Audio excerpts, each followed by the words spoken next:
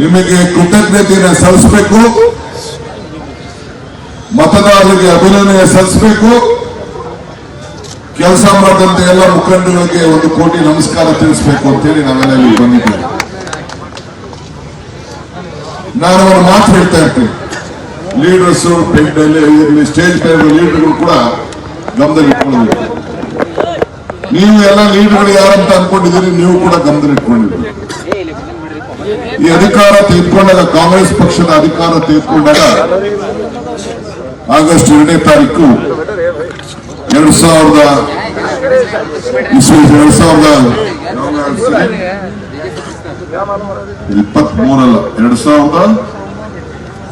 2000 ಇರಬೇಕು. ಅಧ್ಯಕ್ಷ ಆಗಿದೆ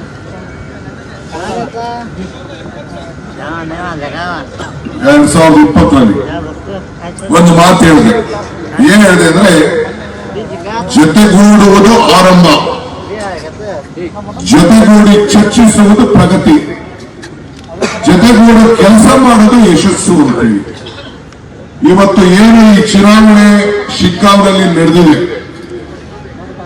ಏನು ಚುನಾವಣೆಯನ್ನು ನಮ್ಮ ಎಲ್ಲ ನಾಯಕರುಗಳು ಕಾರ್ಯಕರ್ತರು ನೀವೇನ್ ಮಾಡಿದ್ದೀರಿ, ಈ ಚುನಾವಣೆ ಪಟ್ಟಣರ ಚುನಾವಣೆ ಅಲ್ಲ,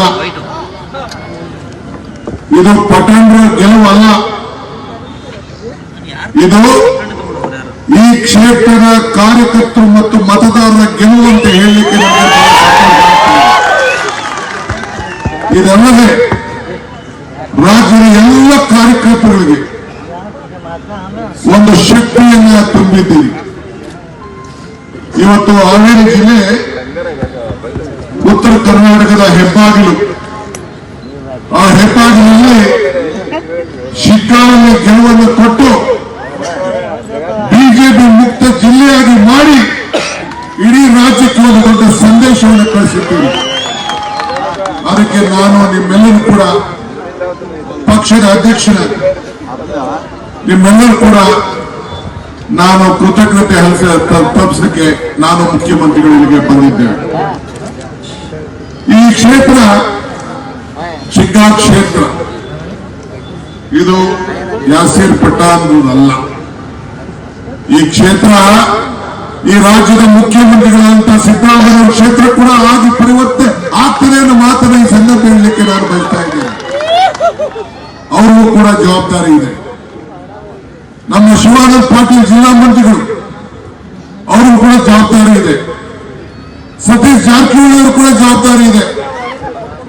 ನಮ್ಮ ಈಗ ತಾನೇ ಮಾತಾಡಿದ್ದ ಸಮೀರ್ ಅವರು ಎಷ್ಟು ಬಡವರಿಗೆ ಮನೆ ಇಲ್ಲದೆ ಇನ್ನು ಹೇಳ್ತಾ ಇದ್ದಾರೆ.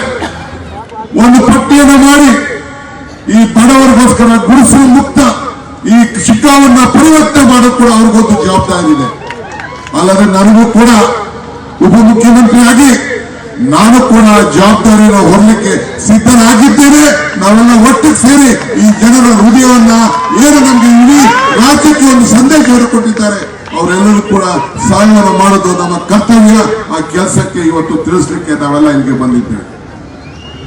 ಬಂಧುಗಳೇ, ಅಧಿಕಾರ ನಶ್ವರ, ಕಾಂಗ್ರೆಸ್ ಸರ್ಕಾರದ ಸಾಧನೆಗಳು ಅಜಾಮರ. ಅದು ಎಷ್ಟೇ ಆದ್ರೂ ಕೂಡ ಈ ಮತದಾರನೇ ಈಶ್ವರ ಅಂತೇಳಿ ನಿಮ್ಗೆಲ್ಲ ಕೈ ಮುಗಿದು ಪ್ರಾರ್ಥನೆ ಮಾಡಲಿಕ್ಕೆ ನಾವು ಎಲ್ಲ ಧರ್ಮಗಳು, ಎಲ್ಲ ಜಾತಿಗಳು, ಕಾಂಗ್ರೆಸ್ ಶಕ್ತಿ ದೇಶದ ಶಕ್ತಿ, ಕಾಂಗ್ರೆಸ್ ಇತಿಹಾಸ ದೇಶದ ಇತಿಹಾಸ. ಕಾಂಗ್ರೆಸ್ ಅಧಿಕಾರಕ್ಕೆ ಬಂದ್ರೆ ಎಲ್ಲ ವರ್ಗದ ಜನರಿಗೆ ಬಂದರೆ ಇವತ್ತು ಬಸವಣ್ಣನ ನಾಡು, ಸಂತೋಷ ಶರೀಫನ ನಾಡು, ಇವತ್ತು ಕಾಜೂರಿಲೆ ಮತ್ತು ಎಲ್ಲ ಧರ್ಮಗಳು, ಎಲ್ಲ ಧರ್ಮ ಪೀಠಗಳು ಇರುವಂತಹ ಈ ಒಂದು ಜಿಲ್ಲೆ, ಈ ಭಾಗದಿಂದ ಈ ಒಂದು ಹೆಬ್ಬಾಗಿಲನ್ನು ತೆರೆದು ಇಡೀ ರಾಜ್ಯಕ್ಕೆ ಒಂದು ದೊಡ್ಡ ಸಂದೇಶ ಕಳಿಸಿಕೊಟ್ಟಿದ್ದೀನಿ. ನಾನು ಚುನಾವಣೆ ಮುಂಚಿತವಾಗಿ ಹೇಳಿ ನನಗೆ ಆತ್ಮವಿಶ್ವಾಸ ಏನಿತ್ತು. ಚುನಾವಣೆಯಲ್ಲಿ ಒಂದು ಗೆಲ್ತು ಬಿಜೆಪಿ ಗೆಲ್ತದೆ, ಒಂದು ದಳ ಗೆಲ್ತದೆ, ಒಂದು ಕಾಂಗ್ರೆಸ್ ಗೆಲ್ತದೆ ಅಂತೇಳಿ ನನ್ನ ಮಾಧ್ಯಮ ಮಿತ್ರರು ಸಮೀಕ್ಷೆಯಲ್ಲಿ ತೋರಿಸ್ತಾ ಇದ್ದಾರೆ. ನನಗೆ ಹೇಳಿದೆ, ಮಾಧ್ಯಮದ ಮೇಲೆ ನನಗೆ ಆ ಸಮೀಕ್ಷೆ ಮೇಲೆ ನನ್ನ ನಂಬಿಕೆ ಇಲ್ಲ ಅಂತ. ನಮ್ದೇ ಆದಂತ ಲೆಕ್ಕಾಚಾರ ಇದೆ ಅಂತ ಹೇಳಿ ನೀವು ಮುಂಚಿತವಾಗಿ ನಾನು ಪ್ರೆಸ್ ಕಾನ್ಫರೆನ್ಸ್ ಮಾಡಿ ಹೇಳಿದೆ.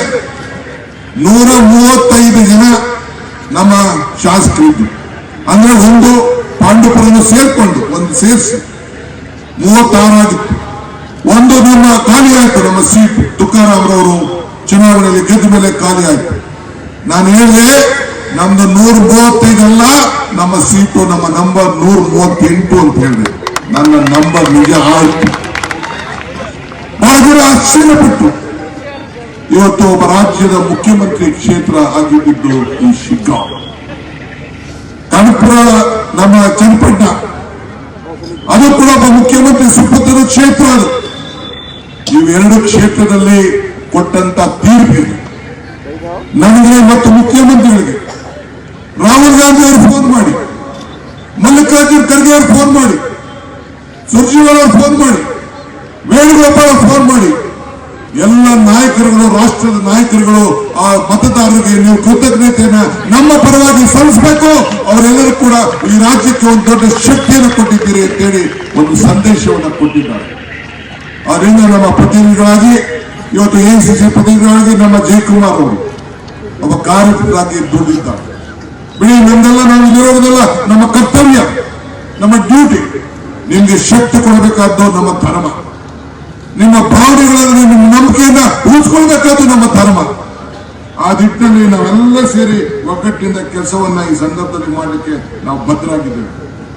ಬಂಧುಗಳೇ, ಇವತ್ತು ಗಾಂಧೀಜಿಯವರು ಕಾಂಗ್ರೆಸ್ನ ನಾಯಕತ್ವವನ್ನು ವಹಿಸಿ 100 ವರ್ಷ ಆಗಿದೆ. ಇದೇ ತಿಂಗಳು 26ನೇ ತಾರೀಕು ಬೆಳಗಾಂನಲ್ಲಿ 1924ರಂದು 100 ವರ್ಷದ ಹಿಂದೆ ಈ ದೇಶಕ್ಕೆ ಸ್ವಾತಂತ್ರ್ಯ ತಂದುಕೊಡಲು ಜವಾಬ್ದಾರಿಯನ್ನು ವಹಿಸಿಕೊಂಡು 100 ವರ್ಷ ಆಯಿತು. ಇವತ್ತು ಮುಖ್ಯಮಂತ್ರಿಗಳ ಮುಖಂಡತ್ವದಲ್ಲಿ ಈ ದೇಶದ ಕಾಂಗ್ರೆಸ್ನ ನಾಯಕತ್ವವನ್ನು ವಹಿಸುವಂತ ಮಲ್ಲಿಕಾರ್ಜುನ್ ಖರ್ಗೆ ಅವರ ಅಧ್ಯಕ್ಷತೆಯಲ್ಲಿ ಮತ್ತೆ ಆ ಸಮಾರಂಭವನ್ನು ನಡೆಸಲಿಕ್ಕೆ ಕಾಂಗ್ರೆಸ್ ಪಕ್ಷ ಸಜ್ಜವಾಗಿದೆ. ನಿಮ್ಮನ್ನೆಲ್ಲ ಕೂಡ ಈ ಸಂದರ್ಭದಲ್ಲಿ ನಾನೆಲ್ಲ ಕಾರ್ಯಕರ್ತರ ನಾಯಕರು ಕೂಡ ಈ ಸಂದರ್ಭದಲ್ಲಿ ಆ ಭವ್ಯವಾದಂತ ಇತಿಹಾಸದ ಕಾರ್ಯಕ್ರಮದಲ್ಲಿ ನೀವು ಕೂಡ 27ನೇ ತಾರೀಕು ಬೆಳಗಾವಿಯಲ್ಲಿ ಒಂದು ದೊಡ್ಡ ಇಂಥ ಒಂದು ಸಭೆ ನಡೀತದೆ, ಅದಕ್ಕೆಲ್ಲ ಕೂಡ ಬರಬೇಕು ಅಂತೇಳಿ ನಾನು ಪ್ರಾರ್ಥನೆ ಮಾಡಲಿಕ್ಕೆ ನಾನು ಇಲ್ಲಿ ನಿಂತಿದ್ದೇನೆ. ವೇದಿಕೆಯಿಂದ ಎಲ್ಲ ಮುಖಂಡಗಳಿಗೆ, ಶಾಸಕರಿಗೆ, ಎಲ್ಲ ನಮ್ಮ ಮಾಜಿ ಶಾಸಕರಿಗೆ, ಚುನಾವಣೆಯಲ್ಲಿ ನಿಂತವರು ಗೆದ್ದವರು ಸೋತರು ಎಲ್ಲರೂ ಕೂಡ ಮತ್ತೆ ನಾನು 13ನೇ ತಾರೀಕು ಬೆಳಗಾವಿನ ಕಾಂಗ್ರೆಸ್ ಕಚೇರಿಯಲ್ಲಿ ಸಭೆಯನ್ನ ಕರೆದಿದ್ದೇವೆ. ಇದು ಪೂರ್ವಕವಾಗಿ ಚರ್ಚೆಯನ್ನು ಈ ಸಂದರ್ಭದಲ್ಲಿ ಮಾಡಲಿಕ್ಕೆ ನಾನು ಯಾಕೆ ಹೇಳ್ತಾ ಇದ್ದೇನೆ, ಇದು ಕಾಂಗ್ರೆಸ್ ಪಕ್ಷದ ಇತಿಹಾಸ. ಕಾಂಗ್ರೆಸ್ ಯಾವುದೇ ಕಾರ್ಯಕ್ರಮವನ್ನು ಕೊಟ್ಟರೆ ಈ ದೇಶಕ್ಕೆ, ಈ ರಾಜ್ಯದಲ್ಲಿ ಯಾವುದೇ ಕಾರ್ಯಕ್ರಮವನ್ನು ಕೊಟ್ಟರೆ, ಇವತ್ತು ನನ್ನ ಸ್ನೇಹಿತರು ಹೇಳ್ತಾ ಇದ್ರು, ಬಿಜೆಪಿ ಅವರು ಅಧಿಕಾರಕ್ಕೆ ಬಂದ್ರೆ ಜನತಾದಳದವರು ನಾವು ಅಧಿಕಾರ, ಕಾಂಗ್ರೆಸ್ ಅವರು ಯಾವ ಕಾರಣಕ್ಕೂ ಈ ಕಾರ್ಯಕ್ರಮಗಳನ್ನ, ಈ ಪಂಚ ಗ್ಯಾರಂಟಿಗಳನ್ನ, ಈ 5 ಗ್ಯಾರಂಟಿಗಳನ್ನ ಕೊಡ್ಲಿಕ್ಕೆ ಸಾಧ್ಯ ಇಲ್ಲ ಅಂತ ಹೇಳ್ತಾ ಇದ್ದಾರೆ. ಇವತ್ತು ನುಡಿದಂತೆ ನಡೆದಿದ್ದೇವೆ. ಬಿಜೆಪಿಯವರು ಈ ದೇಶದ ಪ್ರಧಾನಮಂತ್ರಿಗಳ ಆದಿಯಾಗಿ ಟೀಕೆ ಮಾಡ್ತಾ ಇದ್ರು, ಟಿಪ್ಪಣಿ ಮಾಡ್ತಾ ಇದ್ರು, ಇದು ಸಾಧ್ಯ ಇಲ್ಲ ಅಂತ ಹೇಳ್ತಾ ಇದ್ರು. ನೀವು